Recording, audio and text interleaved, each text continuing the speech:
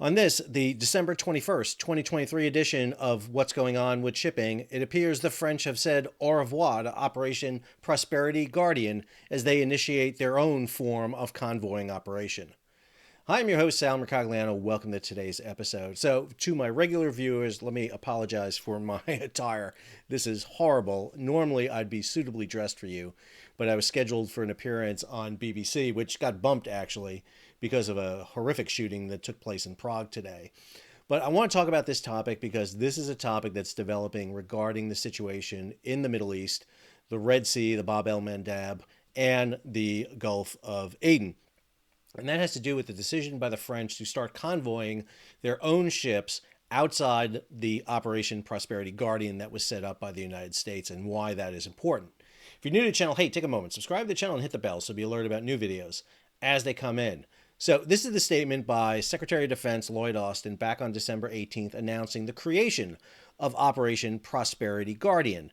It was formed under the umbrella of the Combined Maritime Forces, which is based in Bahrain, under the U.S. Fifth Fleet, and specifically Task Force 153, which is the task force assigned to the Red Sea. This task force has been stood up since 2022. It is currently under the command of a U.S. Navy captain who's cross-listed as the commander of Destroyer Squadron 50, Desron 50. So for 2 years, a staff has been up, basically with the mission to defend the Red Sea, Bab el Mandab, Gulf of Aden. So I have to imagine that the concept of the Houthi throwing missiles into this area would have come up at some point because they've been doing it since 2015 on and off. So the fact that we kind of did not have a plan in the can ready to go is a bit disturbing, but it seems like there was a lot more at play here than just that. Operation was supposed to be part of a multinational group, the United Kingdom, Bahrain, Canada, France, Italy, Netherlands, Norway, Seychelles, and Spain. However, many of those countries are not providing ships, they're only providing personnel. We've heard about other countries getting involved, Greece and Egypt, and then we heard about 10 secret countries that are involved in this. I am not exactly sure how a secret nation helps you escort ships through the Bab el Mandab, but obviously they do exist. The question is, why is this breaking down and why have the French decided to start initiating their own convoy operation? So this opinion piece over in GCAPT and Reuters, U.S. and allies face tough choices amid growing Red Sea crisis. So if you're in the United States, you're dealing with three different issues at the same time. You obviously have Russia-Ukraine going on and the support to Ukraine, which is going through a lot of tension here in the United States. Over in the South China Sea, you have a very aggressive China and the Chinese Coast Guard battling with the Philippines over control of some territorial waters of the Philippines. And then you have this issue in and around the Red Sea, the Bab el Mandab, and the Gulf of Aden. And I've been told that the new drinking game for what's going on with shipping is to take a drink every time Sal says Bab el Mandab. Well, bottoms up. This issue is really critical to understand because if the U.S. is getting pulled in multiple directions, it's very hard to focus on this issue, which has global implications, not that the others don't. But this is economic and this is trade. Right now, nearly every major container liner has diverted their vessels from going through the Bab el Mandab. A lot of the major oil companies have diverted their vessels from going through this region. We're expecting to hear word about bulk carriers potentially in the future, but understand, the Bab el Mandab is still being used. Countries like Russia, for example, are using it extensively to move oil from the Baltic and the Black Sea through the Dark Fleet into refineries in India, the Middle East, and China. It is really the countries in Europe and the United States and Canada and the West and those in Asia, China, Japan, South Korea, Taiwan, and others that are really suffering from this disruption. And we're going to talk about that in some detail here. If you look at the French role, the French have been active in this. One of their ships, a Frem frigate, the Languedoc, has been involved in the intercept of multiple drones. So you definitely have seen the actions of the French Navy here in this operation. So this is a great map done by Skits Intel. Post this kind of daily. A great follow on Twitter, X, whatever you want to call it. And so he does a great job in really tracking vessels. And one of the things you'll see here is the plethora of ships. So these ships in green right here, Lancaster, Victoria, a couple of Indian vessels and a Korean vessel are here on CTF 151. This is the anti-piracy patrol. Remember, a Bulgarian-owned Maltese flag, I believe it's Maltese flagged, was seized and is now in Somali waters. And there's a lot of questioning whether or not this is the rebirth of Somali piracy, which has been dead since 2017, or are the Somalis acting as privateers in the name of the Houthi, kind of joining in on attacking commercial ships. Down here in the Gulf of Aden, the Eisenhower battle group has moved into this area. It's come out of the Persian Gulf, moved through the Gulf of Oman into the Arabian Sea, and now is right here in the Gulf of Aden, along with several vessels of its screening force, including a score of, at least a half dozen of Arleigh Burke class destroyers and cruisers in and around the area. And then you have other vessels in and around the Red Sea, including the French vessel Languedoc, the HMS Diamond, and then vessels of the Chinese 45th Escort Group is down there, a Japanese vessel of the Japanese Maritime Self-Defense Force, and a Egyptian vessel. Plus, let's not forget that the Iranians operate a base ship at the very southern end here of the Red Sea. Also throw in here somewhere is the Bataan Amphibious Ready Group operating in the area. So a lot of forces in and around the area, which raises the question, why have we not seen the initiation of this escort operation? I understand it takes time, but the first attacks were initiated in November when Galaxy Leader was grabbed. We saw attacks against 3 ships defended by USS Carney on December 3rd. Did we think Carney shooting down 22 missiles was going to be the end of it? I don't think so, because we saw repeated attacks escalate since then. So this has been going on now for over a month. And while we just announced the Operation Prosperity Guardian, what we're not seeing is really anything concrete about the movement of ships in and out of the area. Let's go over to our favorite app. This is Marine Traffic. Hats off to Marine Traffic for providing such great visibility here. You'll see vessels still moving through the Bab el-Mandeb. Here is the Suez Canal in the north. This is the Mediterranean. Down the Red Sea here, through the Bab el-Mandeb, narrow little strait, 20 miles wide, but only 10 miles is really navigable, into the Gulf of Aden, and then back out. The red represent tankers, the green container ships. And if you zoom out here, you can get a better image here of how the trade is going. And one of the things you see is a big movement. Now, you usually had a pretty solid line of ships heading to the south coast of South Africa out of the Straits of Malacca here. But what you see scattered in here is really a myriad of ships all heading down. And if we clean this up to just look at container ships, so I removed everything but container ships, and all you see here in green are the container ships that are basically moving into this area. The ones in circles, the yellow circles right there and the purple circles, those are U.S. flag ships. I'm going to come back to those in a minute. But one of the things to note is really the fact that there is no ships in the southern Red Sea at all, except for one, which I'm going to come back to and talk about. And then down here in this region, as we zoom in here, you'll see a couple of ships. So right here, this is the CMA CGM Aqaba. CMA CGM is a French-owned shipping company. This ship specifically is Malta-flagged. And if you look at the track of this vessel, it just came out through the Bab el-Mandeb. And I think that is kind of fairly significant. The fact, now you'll notice it turns off its AIS here. It goes dark on 20 December, just after 12 o'clock UTC time, and then pops back up after it clears the southern tip of Yemen. This whole western side of Yemen is Houthi controlled. And this is the area where you're seeing lots of attacks being done. If you come out here, this is the CMA, CMA CGM Pegasus. It is outbound right now from Djibouti. What's really interesting, if you tag on it, it shows armed guard on board. So there's an armed guard detachment on board. It is heading out in these waters right now, heading out into the Gulf of Aden and heading outbound. And at the same time, there are 2 ships that are inbound here. This is the APL Salah. And then down here, this is the CMA CGM George Washington. Those are the only major container ships over 8,000 TEU that are heading for the Bab el-Mandeb. There's a couple of smaller ones here. Most of these are owned by either the UAE or a Middle Eastern country.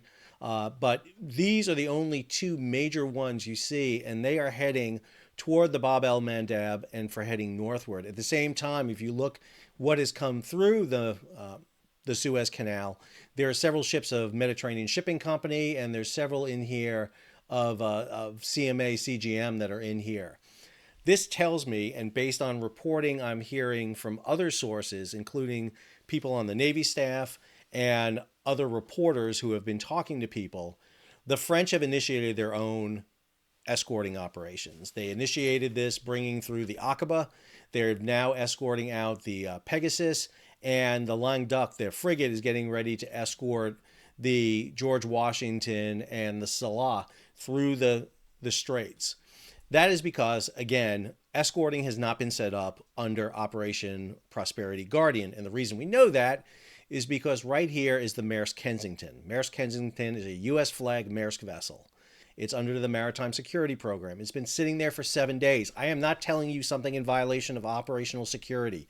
If that ship has been sitting there for 7 days, this is a commercially available AIS transponder system. Everybody has access to it. But the fact that that ship has been sitting there for 7 days, now it hasn't been in the exact spot, it's been moving around. But the fact that it hasn't had a Burke-class destroyer slapped on its side and run through the straits is a problem. Meanwhile, up here, you have the ARC Liberty, this yellow dot right up here, is waiting to go through the Suez Canal now. It is turned around in the Red Sea.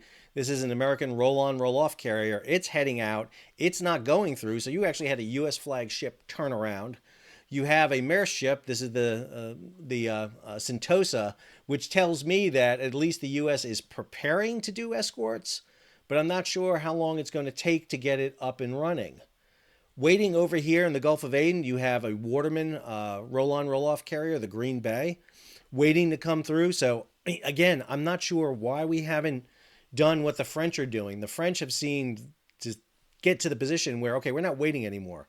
We're at least going to get our vessels through. And Maersk has actually sent one of their vessels, the Maersk Chicago. Here it is, this yellow dot down here. They have sent it around Africa. They're not waiting. They actually are sending it around because they got basically tired of waiting for escorts to be sent. That's a Maersk Chicago that was heading toward the Bab el-Mandeb, turned around, went into a holding pattern out in the middle of the Arabian Sea, and now is heading for actually South Africa and heading for a port stay there. So this raises a lot of questions, and let me see if I can address them. Number one, I am not bashing the U.S. Navy or the Fifth Fleet or anybody in this way. Let's be clear about this. There are people right now, and I know this again because I've already talked to them, working through the Navy Control of Shipping groups, NCAGs, groups that do their profession. They are in the Navy for the specific reason. These are strategic sea lift officers. Their specific thing is convoying. They want to do it. There was just a convoy operation, believe it or not, out in the Western Pacific, what was called a group sail, where 4 vessels of the Float Prepositioning Force went out and did a group sail. There is right now, going on down in Norfolk, a training operation for convoys. That's going on right now. So it's not that we can't do this. The problem is the right people aren't being allowed to do this. And why is that? Well, number one, what I'm being told is this is being directed out of the White House. Okay, problem number one. I don't care what political party you are. When you have politicians directing military operations, that's a problem. Politicians tell you what to do, and then they step back and allow the people to do it. That's what you do. You don't get down to the micromanagement level, and that's what it appears to be. There appears to be all sorts of consternation from the White House, from the Department of Defense, from the State Department, from obviously the foreign nations involved, the foreign steamship companies involved. Everybody wants to have their hand in this.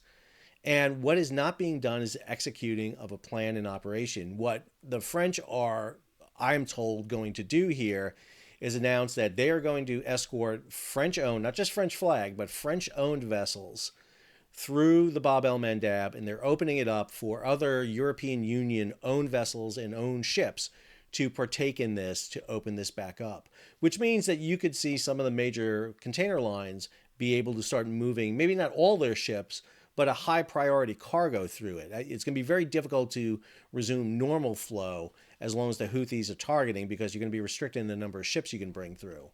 But this is demonstrating the fact that there wasn't a lot of good coordination being done at all levels. And again, I am not hammering the U.S. Navy, Fifth Fleet, and everybody here. This, I believe, is taken way out of their hands and got involved in interdepartmental issues. Basically, what should have been done is Secretary of Defense tell CENTCOM, Central Command, execute this operation. CENTCOM tells CTF 153, what do you need? You will be the supported agency or unit for this. We will get what you need. And they should have been up and running, but again, it doesn't appear that way.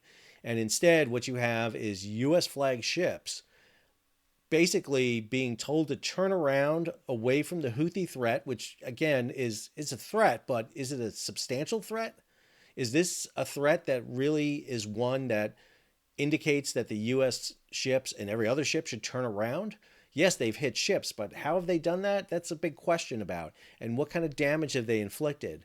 And at the same time, you have U.S. ships and other ships sitting there waiting to go through. And I would argue that's the bigger threat. I almost guarantee you those ships are sitting out there with very little protection right now. And that to me is a bigger concern. We need to address this issue. How is it USS Carney, and I'm always going to go to Carney because Carney rocks. How is it Carney is not on the port side of Maersk Kensington as Maersk Kensington is heading southbound out through the Bab el-Mandab, not just today, but 2 days ago, and cleared the straits, picking up the Green Bay and shuttling the Green Bay through along with Maersk Chicago? I'm at a loss to understand why this has happened. The literal creation of the U.S. Navy goes back to 1794 with the creation of the Naval Act of 1794 that was to counter Algerian pirates seizing U.S. vessels. We built 6 ships as a result of that. One of them is still friggin' around, the Constitution. Maybe we should send the Constitution over. They got experience fighting pirates. Let's go put a crew up on Constitution. Let's man it up and sail it across the friggin' Atlantic through the Suez and go battle the Houthi because they have experience doing it. Again, the Navy knows how to do this. Now, whether or not they're giving enough priority to it, are they giving enough resources to it? Probably not, because this is not SEALs, this is not aviators, this is not subs, this is escorting commercial ships. And way back in 2018, David Larder over in Defense News wrote a story where the Navy basically told merchant ships, you're on your own. We do not have the assets to escort you. And unfortunately, what we have to use are Burke-class destroyers because littoral combat ships can't do this. And we don't have frigates. We have destroyers. And so you've got to use the Burke-class destroyers to do it. The problem is we have 2 carrier battle groups over there. 2 out of 11. We have nearly 15% of our navies over there. 1 in 8 ships is over in there. And we can't battle the Houthi and run our ships through. This is a bad indicator for if we have to do a peer-to-peer conflict, kind of equal forces against China, or get involved in a conflict in Iran where we have to run through the Straits of Hormuz, or a Russia scenario. This is a big problem. But it appears the French are taking matters in their own hands and basically saying, and we're going to go ahead and run our own operation. We need to reset and get ships moving. That's what I'm telling you right now. Because if not, they're heading that long route around Africa, and this is going to create a lot of problem. We're already seeing shipping companies adding surcharges on top. We're seeing fuel surcharges coming up. We're seeing freight rates come up, and that's going to mean inflation across the board. And while the tankers are doing the same thing, moving oil that long distance around, those Russian tankers and the dark fleet ships are sailing right through the Suez, right through the Bab el-Mandab, and heading over to Iran, heading over to India, heading over to China, and they're being extremely effective, and they're going to make money doing this. I hope you enjoyed today's episode. If you did, hey, take a moment, subscribe to the channel, and hit the bell so you'll be alerted about new videos as they come out. Leave a comment, share it across social media, give it a big thumbs up, and if you can, support the page. How do you do that? Well, get your butt over to Bab el-Mandab and escort an American ship through the straits. But if you can't do that, second best thing, hit that super thanks button down below and contribute to the page, or head on over to Patreon and become a monthly, yearly subscriber. Until our next video, or the next nation starts convoying on their own, this is Sal, signing off.